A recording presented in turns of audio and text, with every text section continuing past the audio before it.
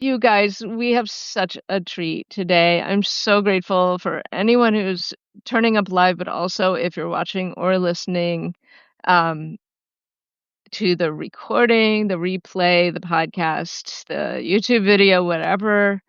Um, this is Atypical Kids Mindful Parents. My name's Kate Lynch, and I'm so excited to be chatting with Ina Chung, my friend, who I met in the Good Inside membership.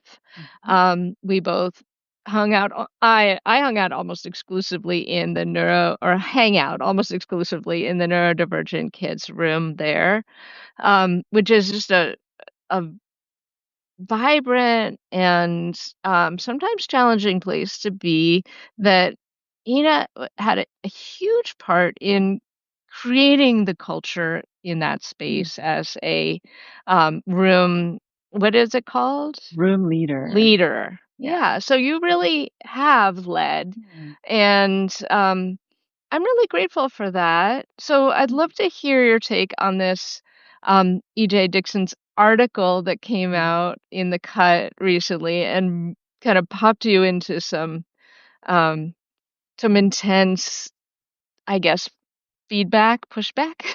Yeah, yeah, for sure. So yeah, I guess I can start with how I ended up in Good Inside, you know? I'd love that. During the pandemic, like many parents, we latched on to Dr. Becky's teachings on Instagram, and I was so zealous for this parenting approach. It totally aligned with, my personality and my values, and so I was like super active in her comment section, and I was invited to be one of the founding members. And then I assumed my child was a DFK because, he ticked all the boxes. Can And you so, spell out the acronym for those who don't know? yes, thank you. So DFK stands for Deeply Feeling Kids, and it's Dr. Becky's, she talks about deeply feeling kids a lot, talking about how, these kids don't often respond to typical parenting approaches. Um, and so I really kind of clung to that label because I didn't know any other way to understand my son's behaviors and challenges. And so I paid for one of her first workshops, I think, and I thought it was pretty helpful. And then somewhere along the way, my son's behaviors became much more challenging, and he was having hours long panic attacks, and it Mm. was really, really painful for all of us, especially for him, and of course. And that kind of led us on the path to get him diagnosed as autistic. And that just completely um, like opened my mind to what is happening for our son. And so after becoming the room leader in the neurodivergent kids room in the Good Inside platform, I started hearing from a lot of parents who um, did the same thing as me. They kind of clung to that DFK label as we're wont to do. I feel like a lot of parents were looking for answers. Um, Deep inside, we have internalized this stigma about neurodivergence, and we're afraid to open that door, whether we know it or not. Um, Totally. right. And so I think some parents are super open to it. A lot of people have had Mhm, experience like their brother or they have students or but I mhm. think the majority of us parents are afraid. And so when we hear this term DFK, deeply feeling kids, which is, not a clinical diagnosis, it sounds more like a personality type. And Dr. Becky is very forthcoming about how it's not a diagnosis. It's not a Yeah. clinical label or anything like that. But we hear this very palatable label and we say, oh, this must be the thing that explains my child's challenges. And a lot of us stop asking questions. Um, so a lot of parents reached out to me on the platform, saying that, you know, I really thought that my child was a DFK, and I wish in the workshops, I wish in the um, the DFK room, the message board there, that someone had mentioned neurodivergence earlier. Like Hmm. my child is now 7, and if we had known when they were 3, we could have gotten so many more supports in place. They would have understood my kid better, would have been able to support my child that much better. Hmm. Um, I also heard from parents who were in the DFK workshops and, telling me like they shared that they've been trying the DFK strategies. This like it's a wonderful approach, Yeah. very empathetic. It is very, I think, if we pick and choose the strategies we want, it can be very neurodiverse and affirming, I believe. Yes. Agreed. Right?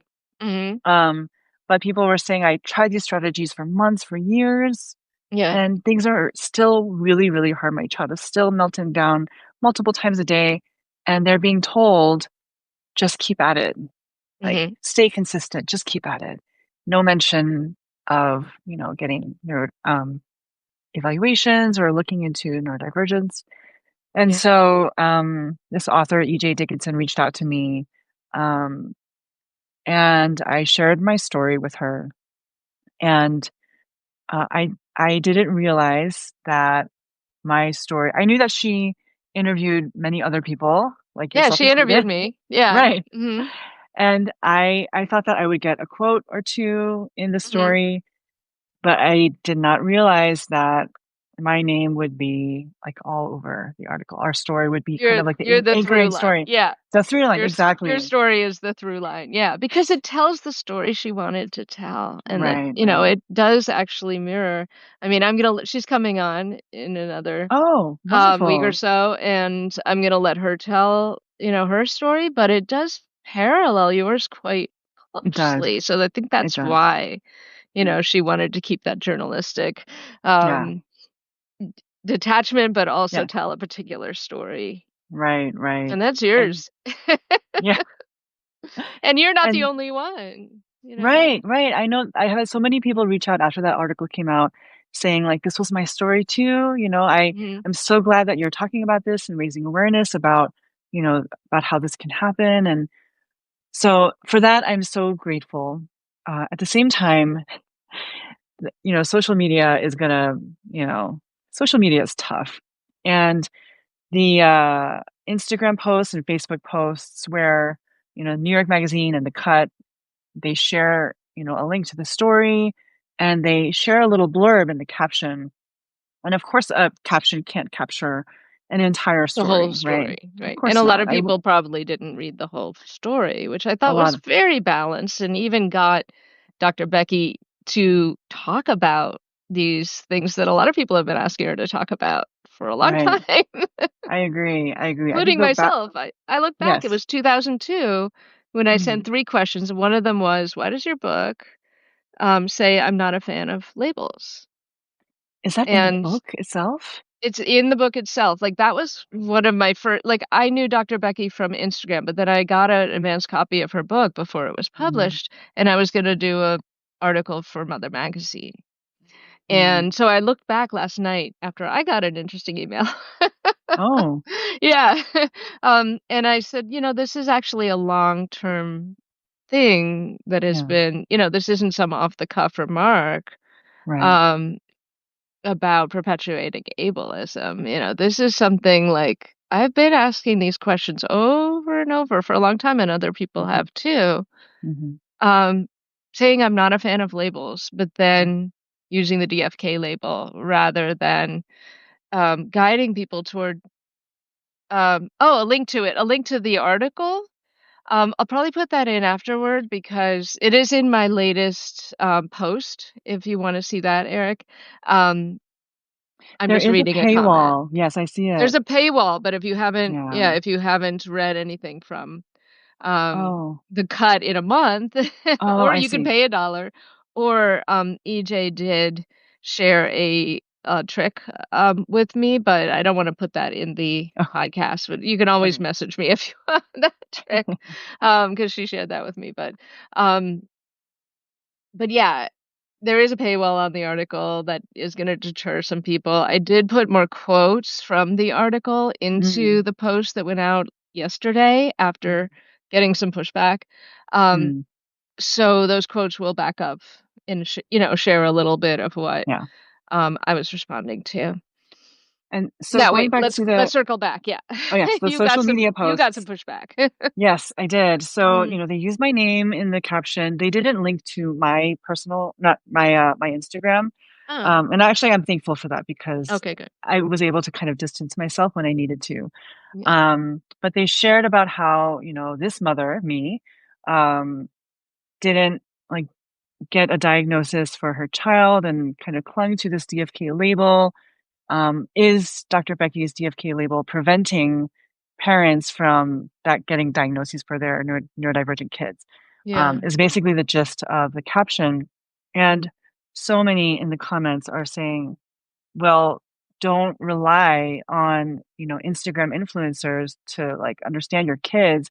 Like parents are responsible for diagnosing their Right, be a kids and getting responsible parent. Yeah. yes. It's like And someone you're one even of the said, most responsible parents I know. I'll just well, I put that on I the appreciate record. that. Thank you. And, some people were saying, this parent was negligent. And I'm just, Ouch. and so I feel like these comments come from people who don't understand what we're up against. And, No. And don't know you. Yeah. and, I think that when we are searching for answers for our kids, um, it's scary, and I totally understand the fear that a lot of people have when beginning to consider autism or ADHD or any of the Mhm. other neurodivergent labels. And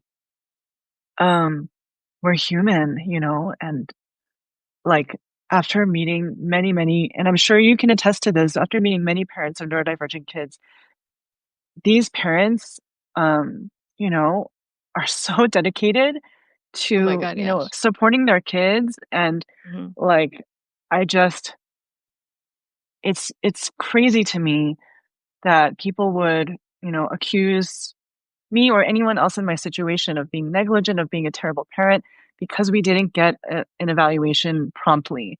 Is When that the there's, reason though? Is that the mm, reason? Or is hmm, it because people are so um like attached to being a fan, and to oh, identified with Dr. Becky, right. that Yes. criticizing Dr. Becky Red flag. automatically puts anyone Mm, on as an adversary rather than, because right. I think what happens is our nervous system immediately goes to a default place. Mm, That's how I yes. found out about myself, Eric says, when I found out about my kids. Yep, me too. Mm, It took a little while, but mm. hmm So I did see a lot of that in the comments also saying like, don't hmm come after Dr. Becky. right. Like people should think twice before, going after Dr. Becky. Dr. Becky is a saint, things like hmm that. And So it's really two different things. One is I think there are two different things parent is going on. negligent. Hmm. Yes. And so I think again, like you said, the article is so fair. It's fair. And Yeah. I found a lot of support and help through Dr. Becky's her content and her workshops and articles and things like that. Um, and yet we can't make some psychologist as qualified as she is. No one is above reproach. No one is above Right. some criticism and understanding the not but the The things that can outcome. happen, the Hmm outcome of some of the way that she packages her content. hmm And so, Absolutely. um, I just think that we should be critical of all kinds of people. People can be critical of me, and I, yeah, I just feel like a lot of the people who wrote those comments just did not read the story, and do not And that's what understand, happens. and that's Exactly. what happens, and don't Hmm understand the experience of being a parent looking for answers for their not yet diagnosed neurodivergent child. Thank you for wrapping that up so nicely. Yeah. So, yeah, I mean, I was, the feedback I got was that I was quick to describe Dr. Becky as ableist, but in my article, I did not specifically call out Dr. Becky, but, Mm, suggested that there are ableist systems yes, that can either be upheld or pushed back against. And I think that's in it. some ways, Dr. Becky is so inclusive. And I Mm, really appreciate how much effort she puts into inclusivity, mm, and her platform puts into inclusivity. But that is one place that I do feel I have always felt is mhm, lacking is this idea I'm not a fan of labels and then mm, creating her own, which is more palatable, like you said. And I just want to say, it seems like a leap, yes, but it's not a leap because of all this evidence mhm, and I came into Good Inside with a totally different perspective. My son was older. He had been mm, diagnosed, for a long time by the time we came in. I still came in and I still really appreciated a lot of what was there, yeah. mainly because it aligned so much with what I had learned from the few parenting experts who focus on neurodivergent kids like Ross Mm, Green. I'm mm, trying to think of others, but mhm, yeah, this inclusive and, relational strategy like mindful right. parenting, Yeah, what I would say exactly. is mindful parenting. Mhm, Um, so so yeah, it's not a rash leap. It's there's a lot of evidence that this could be addressed more um transparently. There's a yeah. lot that she could do or Mhm. the platform that she has. I don't even know how many people are now inside that membership. I But wonder. yeah, I have no idea, but I know it's got to be thousands. Mhm, Um, mhm. if not tens of thousands or hundreds of thousands. I really don't know. Yeah, I have no idea. But the the good she could do. the good she The could do. ability um to wipe away some of that stigma and clear up some of the like shift the culture Yeah, yeah, around, what is ableist. It is an ableist culture and she mhm, has the power to to make a huge change, a yeah, positive change for mhm, our kids and for kids whether they're diagnosed or not. I really don't buy into the idea that like if someone, finds out that, autism is a possible option and they're not afraid of it, that they're going to go for it even if their kid is not autistic. I don't buy into that at all. Like people are not running around seeking out diagnoses for fun no, no, or I don't for believe or that. to get ahead, and that Right, has been the, some guests that I've had or some people, um, whose kids are more profoundly affected by mhm. autism.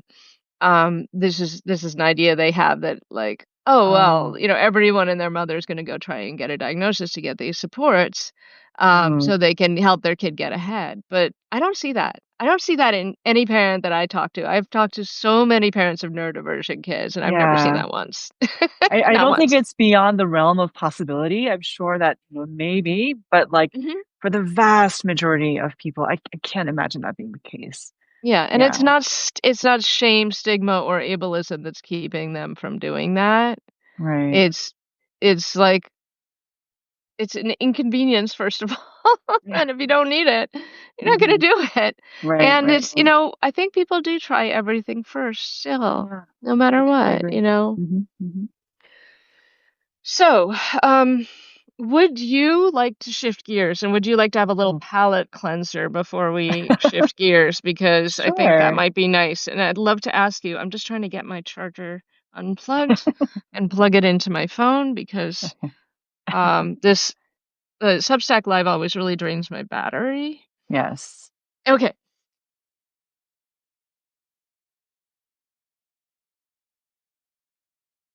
Is there a parenting memory that brings you joy that you could think of right now? Oh my gosh. So there's one memory that was very, very recent that comes to mind. Um, so this was a few weeks ago. My daughter has food allergies and my son is autistic. And my daughter asked, we were eating together, and my daughter asked, why do you think, because we always talk about individual differences, we talk about, both of their struggles and challenges and giftedness. And my daughter said, "Why do you think we have like I have food allergies and my brother has autism?" And I was like, "Oh boy, here we go." And my son said for the first time, he's 10 years old, he said, "Actually, I'm kind of glad that I have autism." And I was kind of blown away because not 6 months ago, he was having a really hard time begging me to take his autism away. Mm, Knowing that I couldn't, but that was his feeling. He didn't want to be autistic. He hated being autistic. mm. Um, and so a few weeks ago, he said this. He said, I'm kind of glad I'm autistic." And I said, I kind of took a breath, and I was like, "Well, tell me more about that." Yeah. Um, and he said, "Well, I think it would be really hard if I didn't have an amazing memory. I think it'd be Mhm. really hard if I didn't pick up math this fast." Um, and he listed all of his gifts and saying like how thankful he is that he doesn't have to suffer like the rest of us. Trying to remember things. Yeah. And and so I said to him, and I was like, "Oh, that's so cool. Like you have a lot of gifts." And then I also said, "So it seems like the things that are challenging about autism are not really as challenging anymore." And he said, "What challenges?" Oh my And I couldn't. I just laughed, and I was like, right. Okay then. That's great. Yeah, awesome." Um, so that was an amazing memory because and I'll hold on to that forever, knowing that Mm. things are gonna change, I'm sure, like, he's gonna go to middle school, social dynamics, and I'm sure it's gonna be, this roller coaster for him. Yeah, it But ebbs I'm and flows. ebbs and Mhm. flows, and I'm gonna hold on to that memory for dear life because Mm. that there was this time in his life when he was 10 that he was thankful that he was autistic, and he felt safe to say that, and he was like yeah, so I'm just gonna hold on to that forever. That is absolutely beautiful. I've got chills. Yeah. And, again, I see a comment from Eric, "I've grown to find my differences to be Mm, beautiful." Yeah. love that, I love that. I hope my Mhm. son feels that way when he's an adult too. Yeah. Yeah. And what about your daughter? Yes, so my daughter has food allergies. She is 7 years old, she's allergic to peanut and dairy and egg. And, we found out about her allergies when she was 6 months old. And yes, so it's been, her entire life that she has dealt with this. And so I don't want to dismiss how difficult it can be for many parents. And I think that it's difficult for many parents for a lot of different reasons. Um, for us, I, it wasn't I'm afraid of the pushback I'll get from the allergy community for saying this, but it wasn't too hard because, we had a lot of food in our repertoire. We eat a lot of Korean and Japanese food. I'm Korean American, and so this was the food that I grew up with, and so I Mhm. kind of found myself reverting to those cuisines because they were often naturally free of her allergens. Um, and, being out and about feeling like an outsider because of her allergies, like knowing that she's not going to be accommodated in every circumstance, knowing that we have to do things differently. Mhm. Um, because we had dealt with this with our son, who is 3 years older, and growing up as an Asian American person in mostly white America, Mhm. um, I knew what it felt like to be an outsider, um, and to know that this place these Sorry. places that's okay, that we're going to are not built for me, not built for our family. And so I think that that is Right. one of the hardest things for a lot of people to come to grips with, like experiencing that exclusion or being othered for the very first time. Um, when it's something that I know well. Oh, Yeah. um, But yeah, I think that there's a lot of fear for parents of kids with food allergies, and people's experiences vary so much. Like some people have experienced seriously like life-threatening reactions for their kids and supported them through that, and it's terrifying. We've had my daughter has experienced anaphylaxis 3 times, but I would say still it was on the milder side of anaphylaxis. It's like it's a spectrum, and so I definitely hold space for the parents who have gone through the really, really scary stuff. And at the same time, I think that there's so much for us parents to learn about food allergies that many of us don't have to be as scared as we are, is what Mm. I'm learning from allergists. And so anyway, on my Instagram account, The Asian Allergy Mom, I talk a lot about how I parent my daughter, how and also my son, like teaching both of them to advocate for themselves, to really understand their conditions, their neurotype, so that they can advocate for themselves better. And man, I'm so proud of them. They are doing amazing, and they are, yeah, they're awesome, and they advocate for themselves so well. And I wonder if your practice with advocacy and advocating for them and modeling that has Mm. helped them to then step into that self-advocacy. I would think so. So from the beginning, I come from a educational psychology background, so that was my Ah, major in cool. college, and I got my master's in teaching ESL. And so, Mm. but none of that prepared me for parenting an autistic kid, I'll tell you No. that. I thought I was Nothing can ready, prepare you. nothing. So, knowing having that in my background, I was like, I'm gonna narrate everything that I do for my kids, and I'm gonna let them in on all the conversations I'm having. So when I would advocate for my son is always in earshot.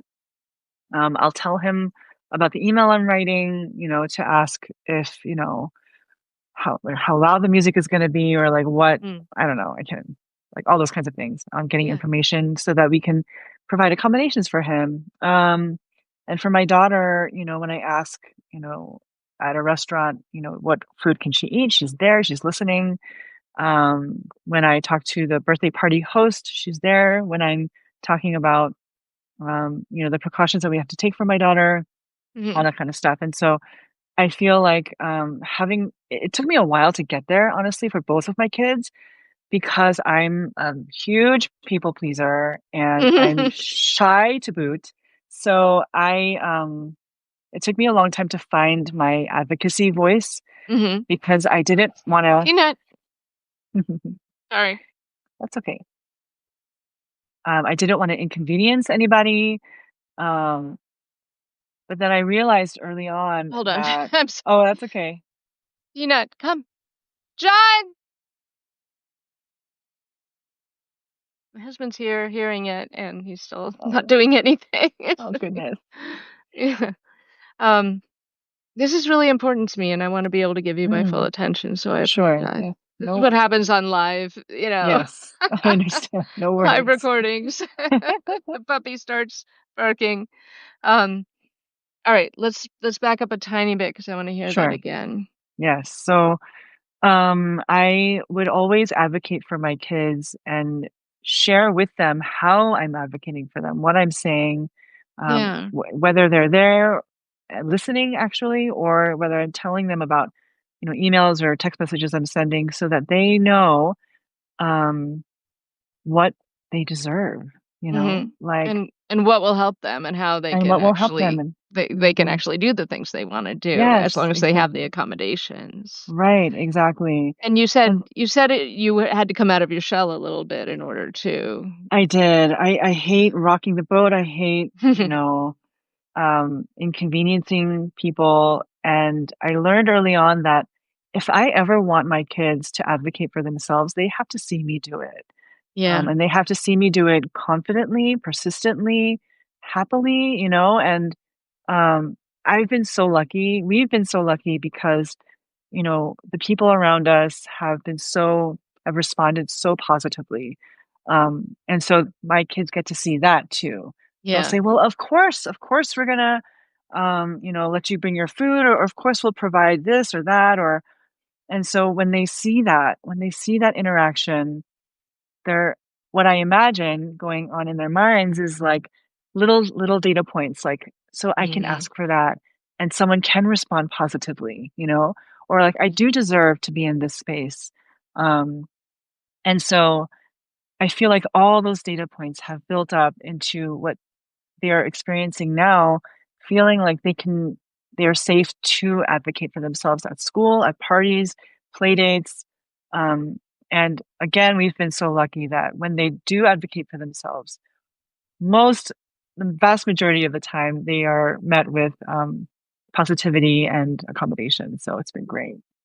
mm. Yeah. Wow. I mean, I Yeah. kind of want to end there, but I'd like to ask you. I mean, Yeah. that's fantastic, but I'd like Yeah. to ask you, is there anything, um, I mean, my community is parents of neurodivergent kids. I would say Mm, there's a lot of crossover, right? Parents yeah. of neurodivergent kids, those kids often also have allergies or food Hmm. intolerances or Hmm. sensitivities, and I know Yeah. that's different, but is Hmm. there anything you'd like to say, Mm, to parents like you?